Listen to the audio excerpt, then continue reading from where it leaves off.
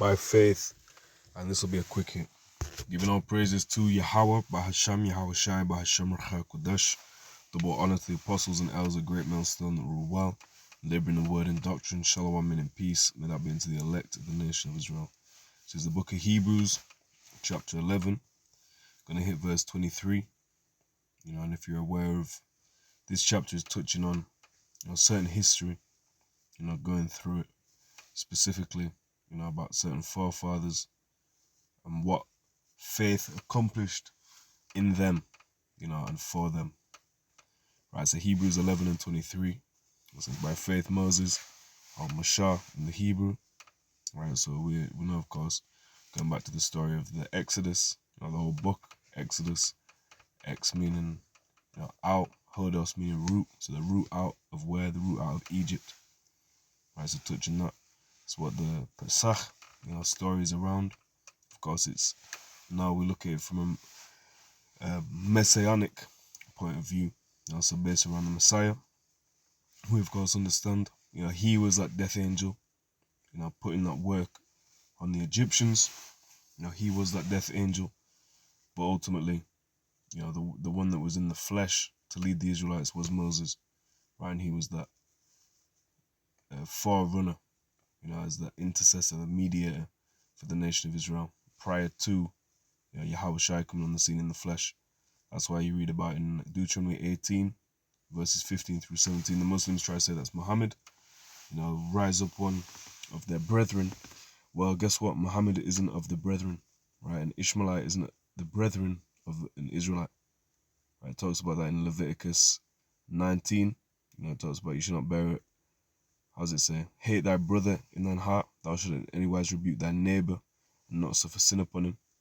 And it goes, the neighbor, children of thy people, thy brother. So they're interchangeable. Right? So the people, the children of thy people, thy brother would be of your nation. Ishmael and Israel are a different nation. Right, so that was talking about Yahawashi. So Moses prophesied of Yahawashi. So always, we have to put it in full perspective, in the full scope. So Hebrews 11 and 23. By faith Moses, when he was born, was hid 3 months of his parents, because they saw he was a proper child, and they were not afraid of the king's commandment. Going to the history, what's that talking about? I gave a little few clues, but if you don't know, get to know. Not every time, you're going to be spoon-fed. You have to read for yourself as well. All right, Hebrews. Now, does it say you're going to understand everything you read? No, absolutely not. Absolutely not. Now, how can I except someone guide me? But it's never going to hurt to read around the topic. Ask questions when necessary. Hebrews 11 and 24.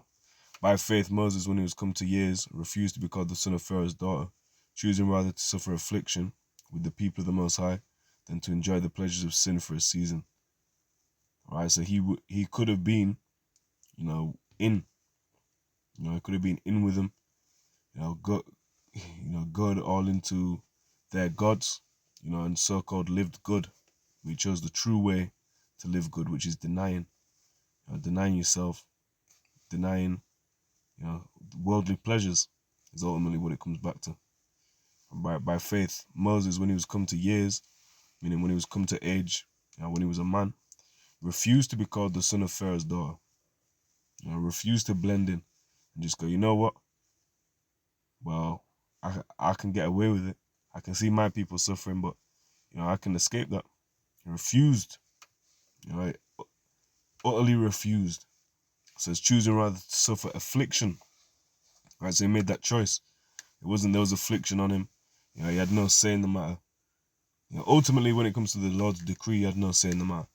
Right, because the Lord has perfectly decreed every single moment, down to the second, the millisecond, the trillisecond, if that even exists. Every inch and every ounce of time the Lord has appointed, it's perfect, playing out. So Moses chose, choosing rather to suffer affliction with the people of the Most High. Right, showing you what there's a distinction. What's that? Exodus 11 and 7. There's a distinction, there's a difference between the Israelite and the Egyptian. Right, choosing rather to suffer affliction with the people of the Most High, the Israelites, than to enjoy the pleasures of sin for a season. It says in the scriptures, To him that knoweth to do good and doeth it not, to him it is sin. Right? Also speaks about she that liveth in pleasure is dead while she liveth. She might be alive, but she's living in a way of death. Right? The wages of sin is death. The lifestyle of sin leads to death. Whether that be literal, whether they left the congregation of understanding, wandereth out that way of understanding, they remain in the congregation of the dead, spiritually dead. Right? Jake right now is a valley of dry bones, spiritually dead. Okay, choosing rather to suffer affliction with the people of the Most High than to enjoy the pleasures of sin for a season, esteeming the reproach of Hamashiach greater riches than the treasures in Egypt. So again, we put it in that messianic point of view, perspective, and you begin to see, well, Hamashiach Yahawashi was there through it the whole time. Right? He was always there. Which them so-called Old Testament only, OT only, Old Covenant only Israelites, they don't understand this. They don't understand who the death angel was. They try to put it on us, say we're interpreting, we're adding to the text, but we understand it in the full scope. There's so many things. Right, kiss the son lest he be. Who's that talking about? We could reel them off, but this isn't the video for that. So verse 26, esteeming the reproach of Hamashiach greater riches than the treasures in Egypt. And Egypt was a big fucking kingdom. Right, you remember what happened when they all went in, all the brothers, the manner of vessels, the Egyptians they were flexing, man. They were living good, so-called. They were great treasures in Egypt. And Israel, upon coming out of Egypt, reaped, as it says, spoiled the Egyptians and took of great riches. But guess what? Moses understood, following Hamashiach Yahawashi, we're getting greater riches. We walk by faith, not by sight. That's why it goes by faith. Right? By faith. That's what it always starts with. That's that seed. As Yahawashi spoke, a mustard seed, which is a very small seed. But guess what? It brings forth the most. Right? Esteeming the reproach of Hamashiach greater riches than the treasures in Egypt, for he had respect unto the recompense of the reward. So he looked at it again. Verse 27, by faith he forsook Egypt. And that's the mindset we need to be in. Spiritually forsaking this spiritual Egypt. Right? Babylon the Great and the philosophies thereof. Even the brothers that are scattered around various places that isn't necessarily Babylon the Great itself, them ideologies are still pushed. So are you forsaking Egypt? Or are you still trying to live in that shit? Say it like this. Remember Lot's wife. Verse 27.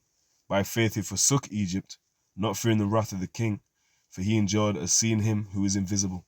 There it is, seeing him who is invisible. We walk by faith, not by sight.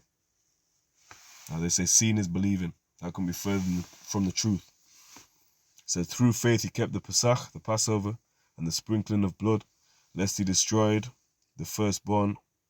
Through faith he kept the Passover and the sprinkling of blood, lest he that destroyed the firstborn should touch them. Right, that's the whole point of the Pesach. And this new Passover, when we get taken out of this new Egypt, and all the lands where we're scattered, it's not every Israelite that's going to make it. Right? And I'll read this last verse. This is the last bit in here that touches on Egypt. It says, by faith they passed through the Red Sea as by dry land, which the Egyptians are saying to do were drowned. Psalm 136 speaks on who drowned, Pharaoh and all his host in the Red Sea, for his glory endureth forever. So by faith, that's where it starts, that's where it ends. Yahawashi is the author and finisher of our faith. So we need to recognize, how Jake says, you need to recognize. We all need to recognize the power of Yahawah, bahasham, Yahawashi by faith. Right, that being said, all praises, halalyam, Yahawah, bahasham, Yahawashi, bahasham, Kudash. Shalom.